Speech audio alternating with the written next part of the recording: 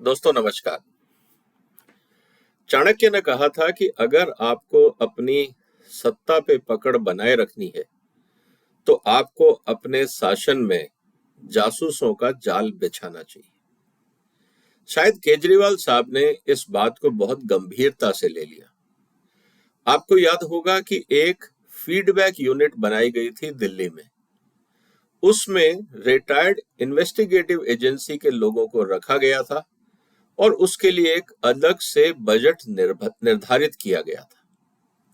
और वो चीज पूरी तरह से गैरकानूनी थी, क्योंकि आप इस तरह की यूनिट पहली बात तो बना नहीं सकते, और अगर आपको इस तरह की यूनिट अगर बनानी भी है तो उसके लिए आपको पूरी तरह से विधानसभा के माध्यम से परमिशन लेके बजट एलोकेट करवा के रिक्रूटमेंट सिस्टम डिपार्टमेंट के माध्यम से लागू करके तभी आप उस यूनिट को खास किसी डिपार्टमेंट के तहत ही बना सकते थे। और उसका ऑब्जेक्टिव, उसका पर्पस आपको विधानसभा में अप्रूव कराना पड़ता था, और जिसके लिए एलजी की परमिशन अनिवार्य थी। इन सब बातों के कारण फीडबैक यूनिट जो केजरीवाल सरकार ने बनाई थी वो विवादों में आई, क्योंकि ना तो उसकी किसी तरह की अप्रूवल ली गई, और ये आरोप भी लगा कि केजरीवाल ने अपने ही मंत्रियों पे और बाकी अधिकारियों पे जासूसी करने के लिए एक फीडबैक यूनिट को बनाया है।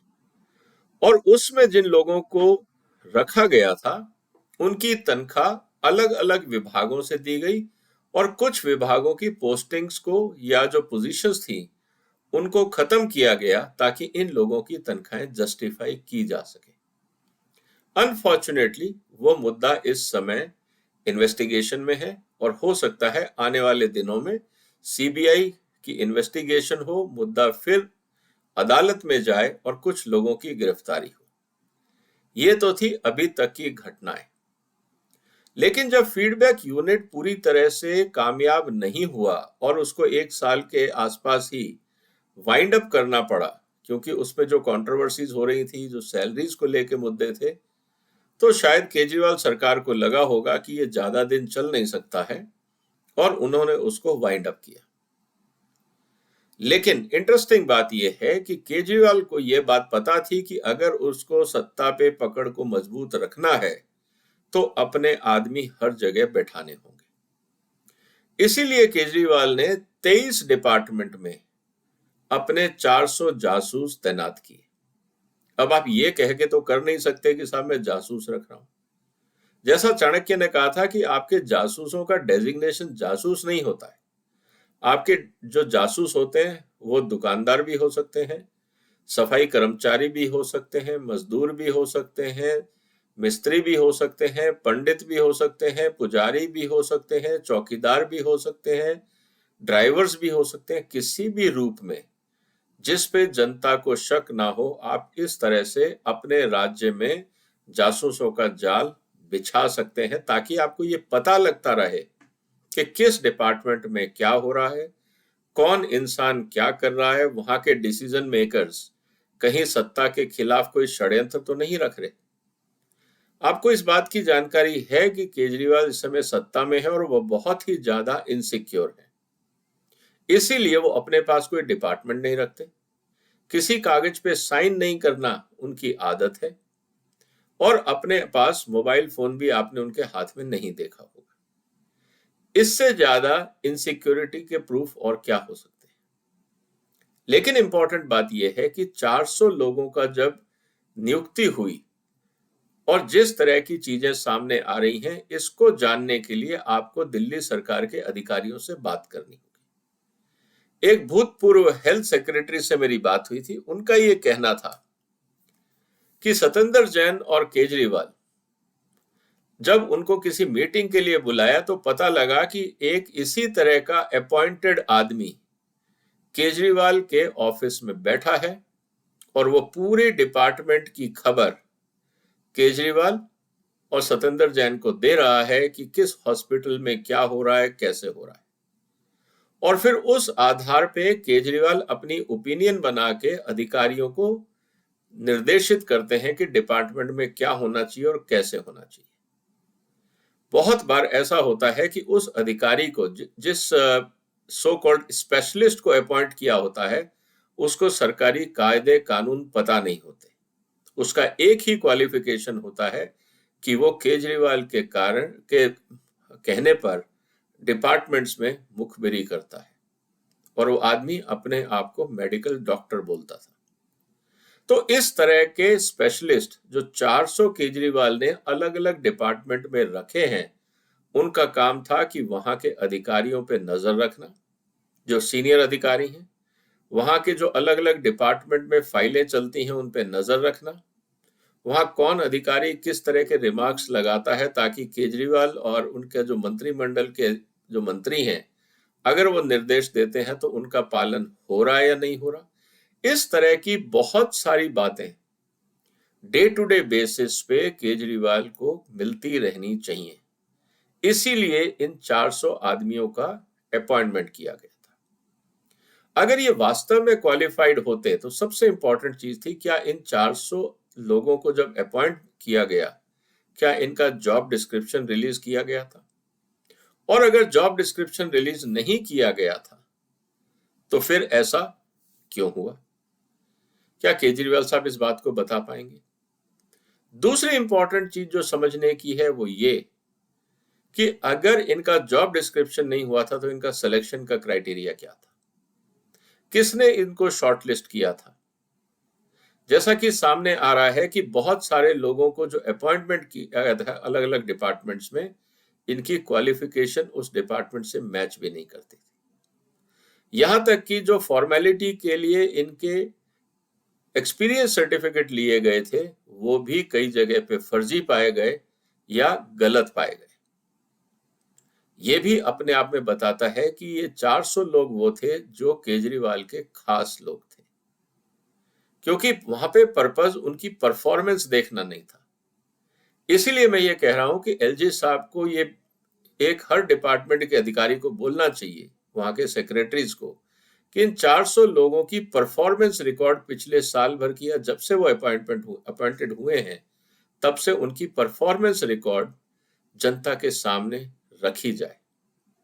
क्योंकि जो ये बात सामने आ रही है, ये बहुत क्लियर है कि फीडबैक यूनिट के बाद सत्ता पे अपने आदमियों पे नजर रखने के लिए किस तरह का सिस्टम बनाया जाए, इसीलिए ये 400 सो कॉल्ड स्पेशलिस्ट केजरीवाल सरकार ने राज्य के अंदर स्थापित किए। अब सवाल ये आता है, तो इसके अलावा जो नॉन ट्रांसपेरेंट वे में जो अपॉइंटमेंट्स हुए, तो इनमें लोगों में अलग अलग डिपार्टमेंट अगर आप देखेंगे तो 23 डिपार्टमेंट है, जैसा मैं आपको कह चुका। इनकी क्वालिफिकेशन मैच नहीं करती, इनका एक्सपीरियंस मैच नहीं करता, इन्होंने कोई सर्विस क्राइटेरिया नहीं है, कोई एक्सपर्टाइज नहीं है, गलत एक्सपीरियंस का आदमी किसी और डिपार्टमेंट में, गलत डिपार्टमेंट में पोस्ट कर दिया गया है। इसका मतलब ये है कि जितने आदमी यहां पे as a so called expert post किए गए, ये एक्चुअली जासूसी के लिए पोस्ट किए गए, और ये बात हमें समझनी होगी। तो चाणक्य नीति, उसके बाद फीडबैक यूनिट, जब वो एक्सपेरिमेंट फेल हुआ तो ये नया एक्सपेरिमेंट। कुल मिला के अब ये मुद्दा इन्होंने कहा है कि अब ये सुप्रीम कोर्ट जाएगा। अब सवाल ये है कि क्या सुप्रीम कोर्ट इस तरह की अनियमितताओं का साथ देगा? ये तो आने वाला वक्त बताएगा। क्या सुप्रीम कोर्ट ये जानने की कोशिश नहीं करेगा कि कौन से नियम फॉलो किए गए, या क्योंकि जनता का पैसा आपके पास है और आप मुख्यमंत्री हो, तो आप क्या जनता के पैसे या राष्ट्र के रिसोर्सेज का आप वेस्टफुल एक्सपेंडिचर करोगे अपने पर्सनल एजेंडा के लिए? क्या सुप्रीम कोर्ट इस बात की इजाजत देगा? अब ये तो आने वाले दिनों में जब बहस होगी तब पता लगेगा। लेकिन इंटरेस्टिंग बात यह है कि अभी तक केजरीवाल का कोई स्टेटमेंट इस पे नहीं आया है कि वो किस हिसाब से उन्होंने स्पेशलिस्ट को रखा, लेकिन उनकी पार्टी की तरफ से जरूर आया है कि इस मुद्दे को सुप्रीम कोर्ट में चुनौती दी जाएगी।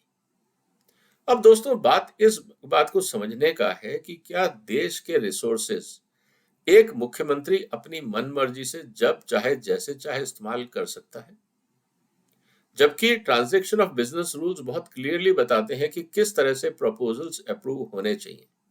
लेकिन अगर पूरा मंत्रिमंडल ही घोटाले में शामिल हो जाए और जिस कारण से 2 मंत्री ऑलरेडी जेल में हैं, उस स्थिति में क्या गवर्नर या लेफ्टिनेंट गवर्नर के पास स्पेशल स्क्रूटनी पावर नहीं होनी चाहिए? क्या सुप्रीम कोर्ट का ये कहना कि निर्वाचित सरकार के पास सारे अधिकार होने चाहिए, क्या ये अकाउंटेबिलिटी के लिए पर्याप्त है या इसमें चेक्स एंड बैलेंसेस की जरूरत है? क्योंकि आप ये कह सकते हैं कि साल के बाद हम इन्वेस्टिगेशन करके बताएंगे कि कितना पैसा वेस्ट हुआ, ये बताने की क्या जरूरत है, क्योंकि वेस्टेज तो हो चुका। उसकी रिकवरी अब कैसे होगी, पहली बात। दूसरा, इस तरह की वेस्टेज रुके, क्या सुप्रीम कोर्ट इसके लिए कोई दिशा निर्देश देगी राज्य सरकार या केंद्र सरकार को कि किस तरह से चेक्स एंड बैलेंसेस बनाए जाएं ताकि निर्वाचित सरकार भी जनता का पैसा वेस्ट ना कर सके? दोस्तों, अब ये देखना है कि जो केजरीवाल के 400 जासूसों को एलजी ने नौकरी से निकाला है, अब केजरीवाल साहब का अगला कदम क्या होगा, क्योंकि वो आराम से तो बैठेंगे नहीं। दूसरी बात, क्या सुप्रीम कोर्ट इस तरह की घटनाओं को मान्यताएं देगा कि बगैर क्रेडेंशियल्स के, बगैर एक्सपीरियंस के, बगैर क्वालिफिकेशन के आप किसी को भी अपनी मनमर्जी से अपॉइंट कर सकते हैं और आपको कोई किसी तरह की स्क्रूटनी या क्लैरिफिकेशन या किसी भी तरह का सरकारी सिस्टम या कानून मानने का जरूरत ही नहीं है? क्या ये फिजिबल और पॉसिबल है? क्या ये लॉजिकल है? तो दोस्तों, आज सवाल इतना सा ही है, क्या देश में चुनी हुई सरकार के ऊपर भी कोई कंट्रोल होना चाहिए जिससे टैक्स पेयर का पैसा वेस्ट ना हो? आपके क्या सुझाव है? क्या इस तरह के सिस्टम की जरूरत है? अगर है तो आपके अनुभव से कैसे सरकारों के पास जो टैक्स पेयर का पैसा जाता है कंसोलिडेटेड फंड ऑफ इंडिया में, उसकी वेस्टेज रोकी जाए?